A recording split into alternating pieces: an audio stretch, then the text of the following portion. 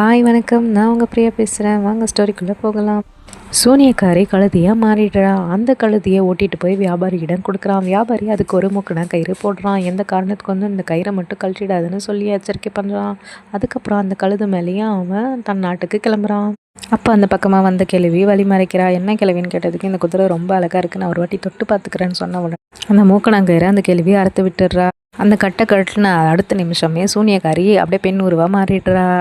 ஓடி வந்து கட்டி அணைச்சிக்கிறான். அந்த கிழவி வேற யாரும் இல்லை, சூனியக்காரியோட அம்மா தான்.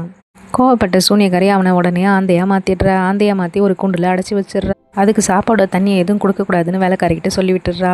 ஆனால் அந்த வேலைக்கார பெண்ணும் யாருக்குமே தெரியாது. அதுக்கு சாப்பாடும் தண்ணியும் கொடுத்து அதை பாதுகாக்கிறா. யாருக்கும் தெரியாமல் அந்த வேலைக்கார பெண் வியாபாரிக்கிட்ட போய் இந்த விஷயத்தை எல்லாமே சொல்லிடுறான். உடனே வியாபாரி என்ன பண்ணுறான், ஒரு பெரிய பூதத்தை வர வைக்கிறான். அந்த பூதத்து கூட அந்த வேலைக்கார பெண்ணை அனுப்பிச்சு விட்டுடுறான். நீ போயிட்டு உடனே சலீமோட அம்மா கிட்ட இந்த விஷயத்தை எல்லாம் சொல்லி அவங்கள கூட்டிட்டு வா அப்படின்னு அனுப்பிச்சு விட்டுடுறான்.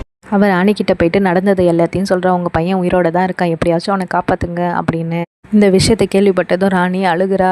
என் பிள்ளை உயிரோட தான் இருக்கா அப்படின்ட்டு கடல் பூதப்படையிலேருந்து பூமி பூதப்படை வரைக்கும் எல்லாத்தையும் ஒன்று திரட்டுறா.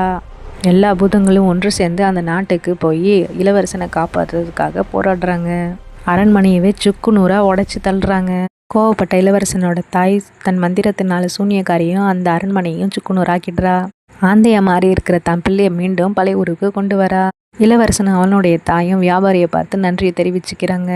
அந்த வேலைக்கார பெண்ணையை இளவரசனும் கல்யாணம் பண்ணிக்கிறான். தன்னுடைய பாட்டியும் மாமாவையும் சந்திக்கிறான் இளவரசன். சலீம் ஒன்று கிளியா மாத்தின அந்த இளவரசியும் அவங்க அப்பனையும் போட்டு கட்டி வச்சிருக்கும். அவங்க 2 பேரும் தப்ப உணர்ந்துடுறாங்க. இளவரசனும் விடுதலை பண்ண சொல்லிடுறான். முதல் முறை சந்திச்ச அந்த கடல் ராணியையும் அவன் கல்யாணம் பண்ணிக்கிறான். 2 அழகிகளையும் கல்யாணம் பண்ணிக்கிட்டு தன் தாய் கூட தன் நாட்டை சிறப்பாக வழி நடத்தினான். இந்த ஸ்டோரி உங்களுக்கு பிடிச்சிருந்தா ஸ்டோரிக்கு ஒரு லைக் கொடுங்க, ஷேர் பண்ணுங்கள், கமெண்ட் பண்ணுங்கள், சப்ஸ்கிரைப் பண்ணுங்கள்.